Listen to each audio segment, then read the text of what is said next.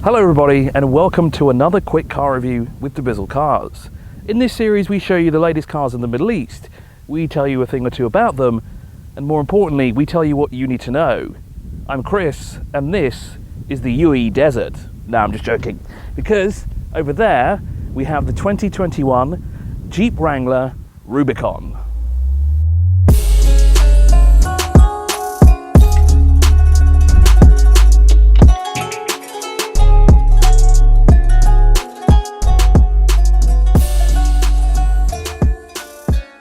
For over 60 years, Jeep really hasn't changed anything. It's just kind of been brought into the future, has the Wrangler, because of course it still has its iconic elements, including the front grille that's sort of had now a little bulge. We still have the rounded headlights with LEDs. On each corner we have chunky off-road tyres with black rims inside, and if you look underneath, because this is the Rubicon spec, we have these massive Fox shocks. Actually, the entire car has actually been lifted with the Rubicon kit to make it that much better off-road. From the back you can see its boxy nature, which again hasn't changed. Here we have the rear-mounted spare tyre, and Jeep have always done this. They've always kept it here. Usual SUVs keep it underneath or in the boot somewhere, but Jeep have stuck it here. They've also somehow incorporated the rear camera here, which I can imagine if you want to take the spare off, that might be a bit of a pain, but a rear camera nonetheless. Rear parking sensors, and then of course we have the two-piece boot. Now, this is by far one of the strangest boots still, because you open it this way, which I could imagine for some scenarios isn't the best, and then you have to open the glass unit. It provides ample space, and I see there's some connectivity ports and a waterproof speaker at the back there. There's plenty of space even underneath here, even with this strange covering for all the panels. Still great.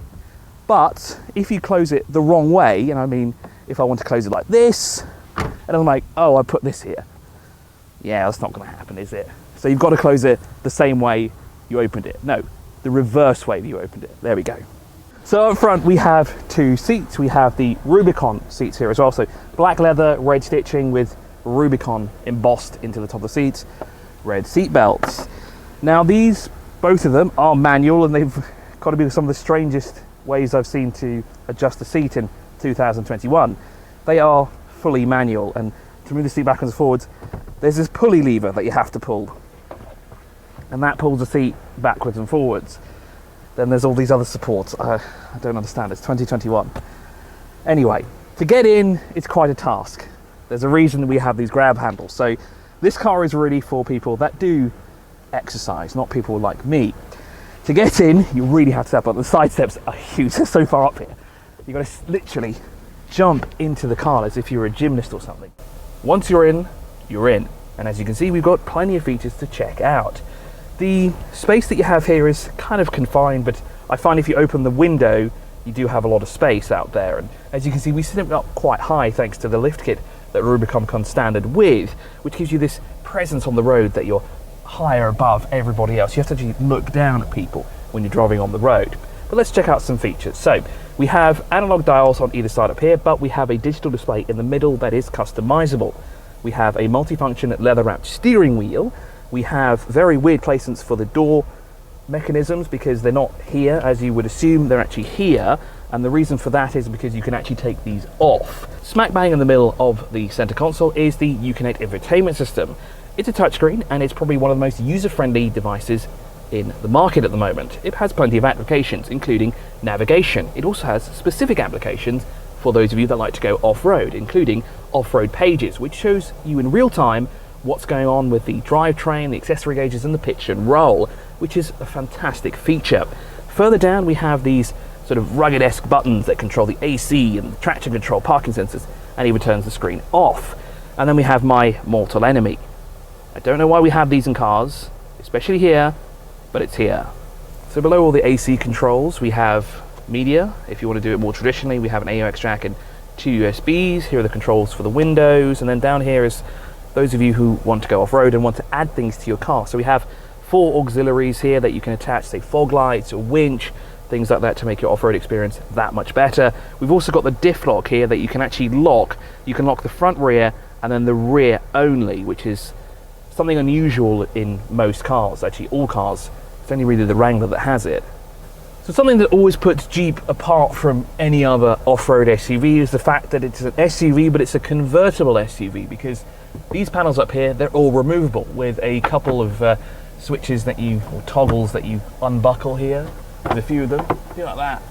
One more, and then you can just sort of push it off. But we're not going to do that because we don't know where to store them.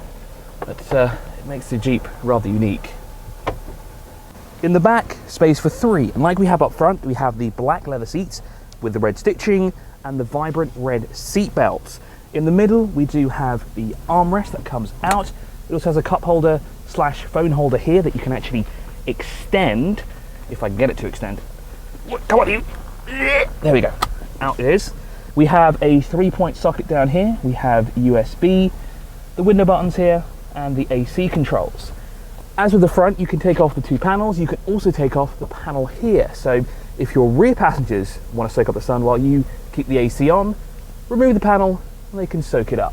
So out on the road, if you're driving under 80, or above 80, between 100 actually, the Jeep is perfectly fine. This one is obviously fitted out with the optional Rubicon kit, and it has the upgraded suspension, tyres and everything like that. So there's a lot of road noise and you can kind of really feel the road. If you're going 120 though, then the wind noise really picks up and you can really hear it everywhere, and that's obviously due to the shape of the car.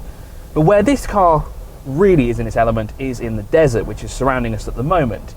This is where this car really works. But if you're doing short commutes in this car, or you're just popping over to the beach, or you're heading down to the nearest wadi, it's tolerable.